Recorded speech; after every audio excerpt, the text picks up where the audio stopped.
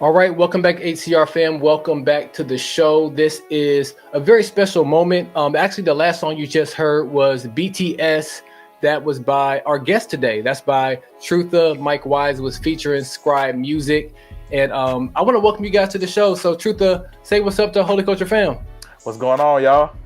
And Mike Wise. What's up, Holy Culture? How y'all doing, man? Thank you, B Plus, for having me, man. Appreciate you. Sir. Oh, absolutely, absolutely. So, last week, if you are in the CHH world and if you are not under a rock, you heard this news that dropped last Saturday. I think I first heard it from Mitch Durrell. So I saw it on his Twitter, or they want me to call it X. I'm trying to be obedient and call it X, but I think I saw Mitch Durrell tweet it out first, and then right after that, I think so. Just basically the news that the duo is becoming a collective. And then after that, I saw Big Swiss talking about it's multiple members. So it was like literally just in time. I was actually sitting here trying to put together my show, this same show for last week. And I was like, well, I know what my halftime pep talk is going to be about. So I spent some time just kind of talking about this new duo that's becoming a collective. Did a little bit of speculation on that as well. And then turn around on Monday and Elevate Life Radio, they had a post about it as well. Just talking about how there's going to be an album that's going to come out in September. The duo is now a collective. The collective is going to have a producer in it, and all this is dropping on Bandcamp. So I'm going to let you guys give a little bit of detail about that a little bit later. But I had a little bit of fun myself. I have one of my favorite songs by Cyrus Sonata, Casualty. I went ahead and put that Casualty beat over you guys. Dope song. Fire. Bonjour. You guys like that? Yeah. Cyrus my guy, man. So any beat that he makes, man, that's a So I wasn't that familiar with the record. So it was crazy when I heard that beat. I'm like, this sounds like a Cyrus beat. This joint crazy with Bonjour. Then I looked at it, I'm like, oh, that is Cyrus. So yeah, I'm actually like, bro, that made me want to hit Cyrus up for a beat, man. Yeah, man. You almost gave him some business. Hey, 10%. But yeah, I was just sitting there on my lunch break and I sit here on this phone on my lunch break and just make blends sometimes for a whole hour straight, just having fun. It's one of the things I love to do in Christian hip hop is just kind of play around and make blends. Nice, bro. But appreciate it. And but let's talk about you guys. So Trutha, you are from Chicago. So yes, talk to us a little bit about just who you are as an artist, how you got into music, and we'll just kind of go from there. All right, so like you said, I'm from Chicago. It's funny, man. Every time, especially anybody that's familiar with Chicago, and I'm sure Philly kind of like this, they're like, what side? So I've always got to be like South Side Chicago when I describe where I'm from. So I'm from the South Side. Man, I've been making music for a long time. I feel like it's been like, I guess you could say most of my life at this point, but almost half my life I've been rapping since I was 16.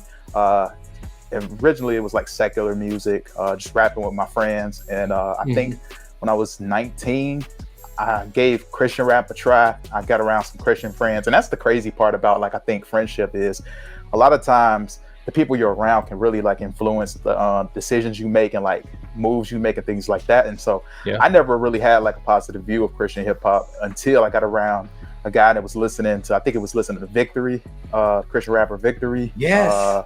Yeah, that was one of the first Christian rappers that I heard somebody in the whip ride into, specifically in that context. People would talk about Christian rappers, but that was the first time I heard a Christian rapper in the car, and it sounded good, and I actually wanted to go ahead and look it up. And I think he ended up just giving me that CD eventually, just to I think evangelistically. I was raised in the church, and I had never really got exposed to Christian hip hop. I was just kind of in the church with my mom, and it was just a part of my, I guess, tradition, but it wasn't really super close to me. I did give my life to Christ at that church, but I never really had community. So one thing that I love about Christian hip hop is it kind of provided me with some of my earliest community with brothers. So my friends were all rappers, but before I was a Christian and before I did Christian rap, and then when I became a Christian rapper, I had a community of guys. So that's kind of how it's always been, even to this day now. Nice. And Mike Wise, how about you growing up in Philly? What was that like? Man, gritty. It was gritty, man. So from Philly, I feel like the way that as I structure my music as I'm growing as an artist, I feel like I figured out how to find my sound for myself, and that represents me and obviously where I'm from. I think when I first started, I tried to sound like what was trending. You know what I mean? Okay, trap beats and trap sounds and auto tunes and all types of stuff like that. And truth of the matter is, it wasn't as good. I don't think it was a reflection of my artistry all the way. I think it was more so I was in the wrong lane. You know what I mean? It's like you drive the wrong car on the wrong type of road, it ain't going to do as well. You feel me? So I feel like that's what was happening. And then as I transitioned to the new style, like I feel like I'm kind of, hitting my stride, so to speak. So yeah, man, growing up in Philly, I was growing up in the church, but never really heard of Christian rap. I used to listen to a lot of secular artists. I remember my mom tried to put me onto Christian rap. The first CD she gave me, I think it was like CC Wine's nephew or something. BBJ, and I was like, "Who this fake Biggie, man? Like Yo, it was BBJ. I don't know. Like, shout out to him." But yeah, Hey, I you wanna know what's crazy? I was at the record store today. I kid you not. I'm gonna show it to you. See if I can find it. Record store today. This is the BBJ. It's a BBJ vinyl. Hey, An actual wow. vinyl.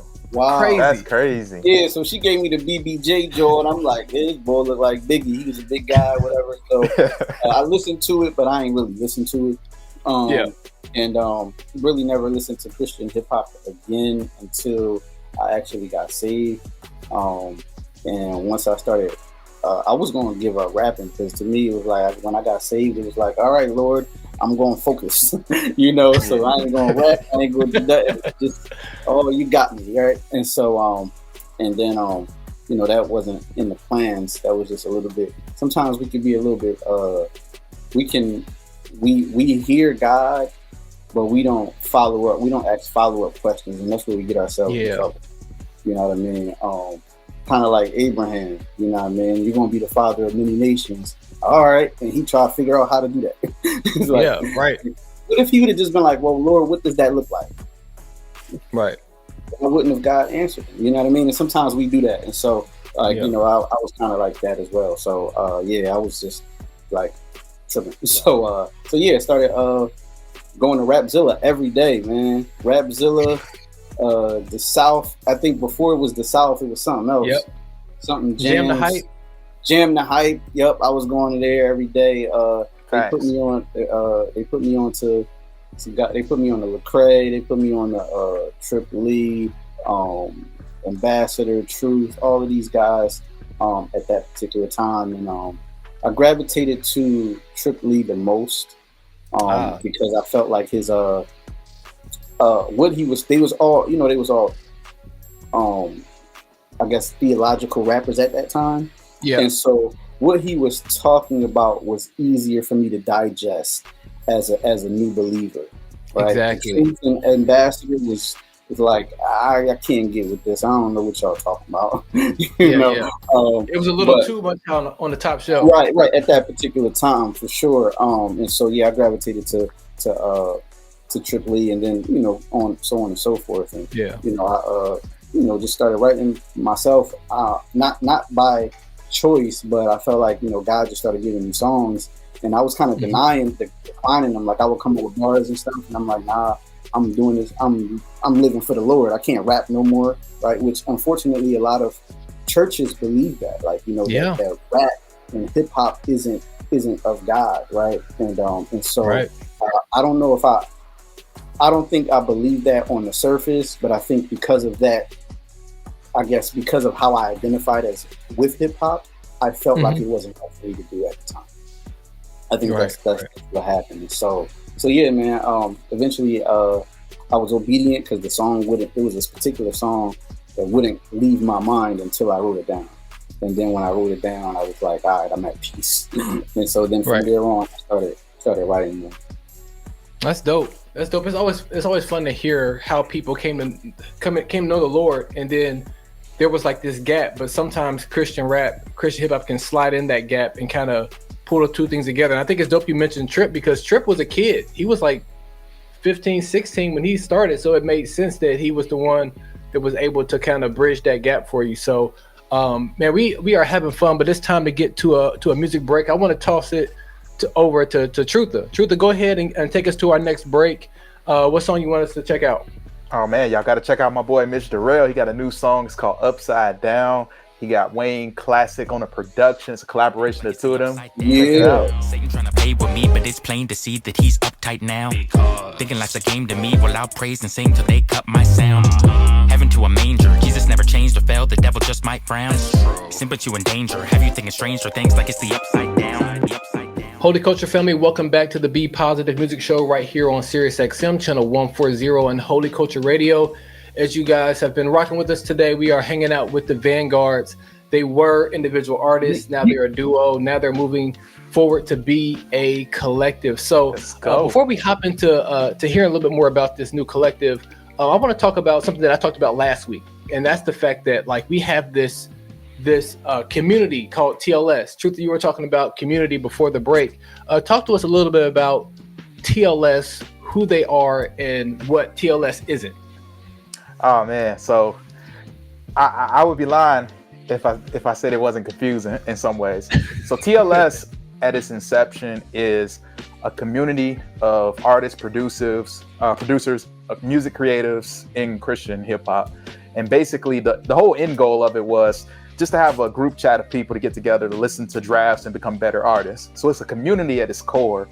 Now what happened was in 2022 we decided after Holy Smoke that year that we wanted to drop a project, because we had been just flirting with the idea of a project, because we're like all growing as artists and we're like a family, and it's like, okay, we should drop a project. And so from that point you get into now this kind of like area of collective where it's like a loose collective. So oftentimes you'll hear the phrase loose collective thrown out there from people in there. So we're not really a collective, we're more of a community, because we're not constantly thinking about music moves pertaining to TLS, but there is a music side to the community. So that's kind of how I would say. I would say it's more of a community than a collective, and I think that's an important distinctive.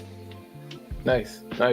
So we have the distinction now, but you guys being individual artists, being from Philly and Chicago, talk about the idea for you guys to first become a duo, and the album. I believe you guys dropped that almost 2 years. Well, 2 years ago, right? Yeah, that was 2 years. Yeah.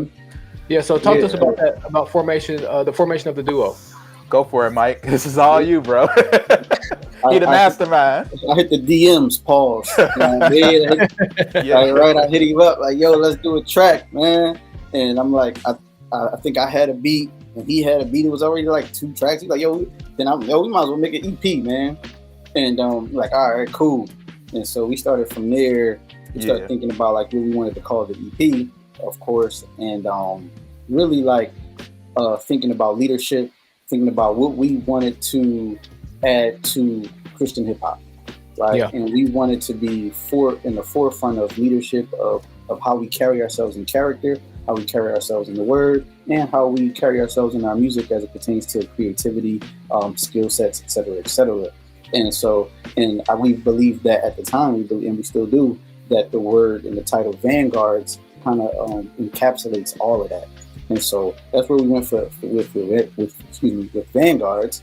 And then from there, we've been rocking ever since, man. Like we became close friends because it's like as of talking and collaborating, what we're going to do with songs and stuff, we started talking about personal life, and end up building a relationship from there.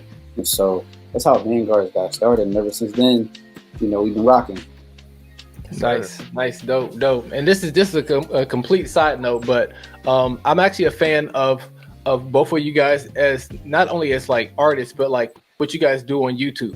I know Trutha for always, like whenever you went live, like boom, I was there. Like I just enjoy hearing your perspective on life and on just like trending topics and things like that. I feel like you just had an approach of doing that was unique, even though a lot of people do that. But I felt like how you kind of cut through, I thought that was really dope. And then also on Mike Wise, on his side, like I love like when I listen to Christian hip hop music, I react, but I'm like, I'm not gonna ever do it behind camera, because I'm just kind of like, I feel like I can dance sometimes. I can look cool when I'm listening to music sometimes, but for the most part, it's just me being silly or just. But like people who can like really react well, I think Mike Wise, I think you do that, and I like your concept of doing it with the card test. So super dope stuff. No, that's a fact. You know, and it's funny because with reaction videos, with YouTube videos, and all those type of things, I think it's all about, and even what you do with the radio station, man, that's all connected to purpose. Yeah, it is. And these are just outlets to express what God already put in us. Yeah. And so, like, I encourage anybody out there, whatever it is you want to do, don't look at it from a standpoint of like overthinking it.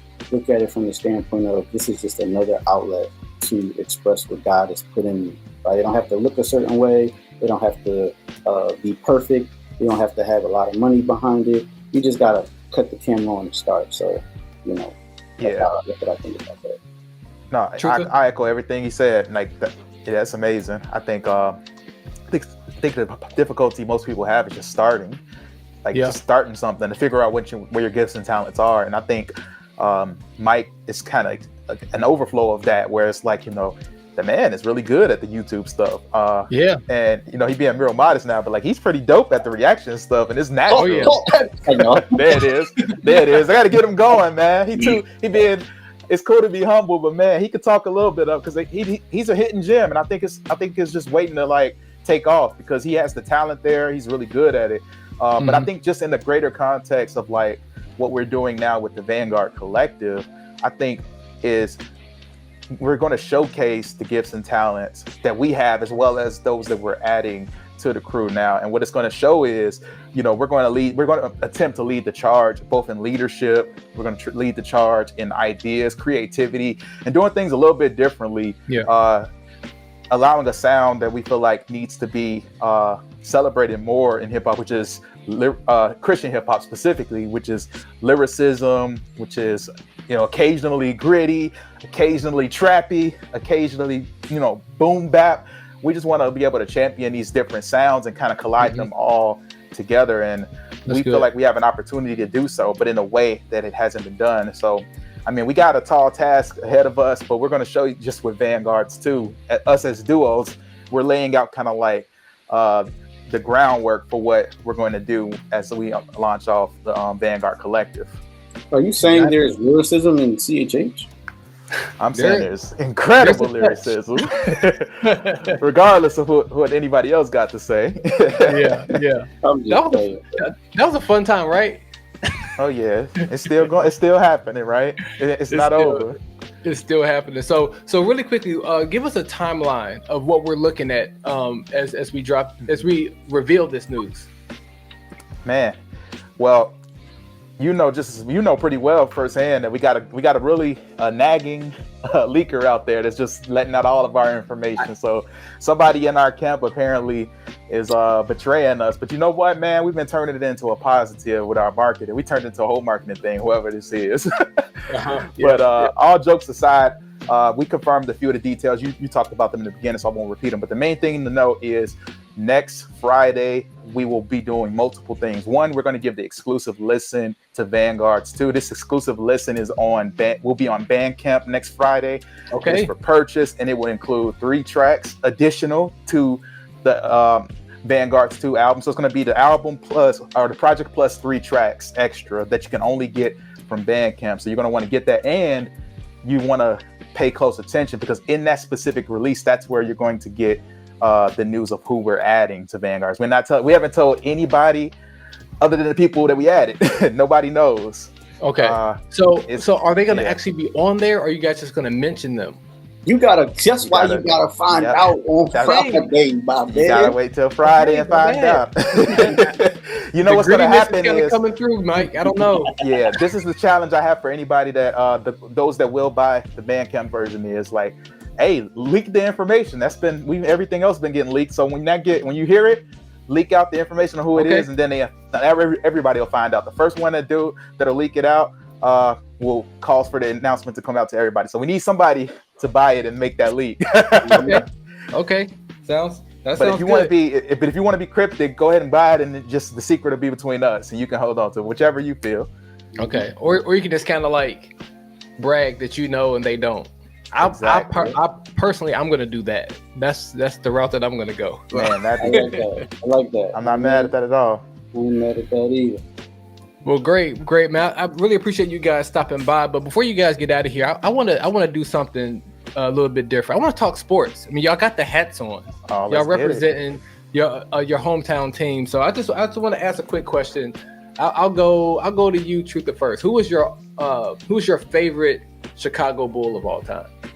Oh man, you know, the easy answer that most people would think is Michael Jordan, but I didn't get to see a lot of him, so I have to go with Derrick Rose, man. Like that, he single-handedly like made me like die hard. Like I was a Bulls fan as a kid, but when I saw Derrick Rose, that was the dude we would look up to. Like we'd go out in the courts, everybody would try to do the under the basket, acrobatic type layups. Like he was the one that made me want to go out and hoop with the guys and like really just get better at basketball. So I got to give Derrick Rose for sure on my list. Yeah, I'm not mad at that. The youngest MVP he's still the youngest MVP ever, right? I think so.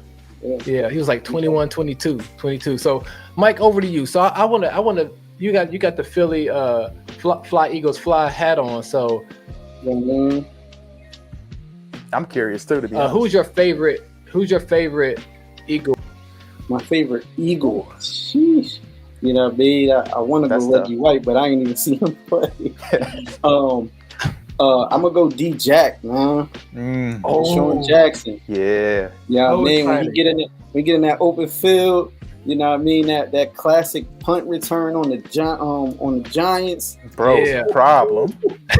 Yeah. Yeah, man. So them connections, especially when he was with Vic. Yeah. Lights out. Yeah, so I definitely would go with D-Jack. Okay. So let's flip it. So Mike, now give me your favorite Chicago Bull. Oh man, that's Scottie Pippen second now. I'm gonna go. Of course, I'm gonna go underrated. I'm gonna go Jimmy Butler. Okay, that's a decent choice. I love Jimmy. I feel like Jimmy, man, his heart, his grit, and when he was with Chicago, I feel like that could have been something great. Of course, obviously it ain't worked out, but I think that was because he was early in his career. He was making that transition. You know what I mean? But I would love to see how he would have matured as a Bull. But like his attitude, I feel like that's where he got it from initially. Like not that he never in the league, but I feel like that helped him get his work ethic, that helped him get the way he approached the game and everything like that. And then he went on to other places and kind of They had squad. Kirk Heinrich, D Rose. We fumbled the bag a little bit, and health just wasn't on our side. But we fumbled on Jimmy. We should have kept him. But like Mike, it's funny Mike said it because he did get to see Jimmy Butler on the Sixers too. So I know exactly what you're talking about, bro. We fumbled. He a culture changer. Wow, y'all both lost Jimmy Butler. Yeah, we both did. So y'all got that in common. Okay. He's a culture changer. You know what I mean? So that's why I like players like him. Got it. All right, Truth, who's your favorite Eagle? Man, that's a difficult question, to be honest. It's a lot of Eagles, believe it or not. Like I'm probably gonna say I got two potential. I'm trying to narrow it down real quick. I'm gonna say T.O. because I used to love T.O. specifically on the video game. Like T.O. was crazy. He was a problem. I just wish he had more years there. That's my only thing. But T.O. probably. Okay.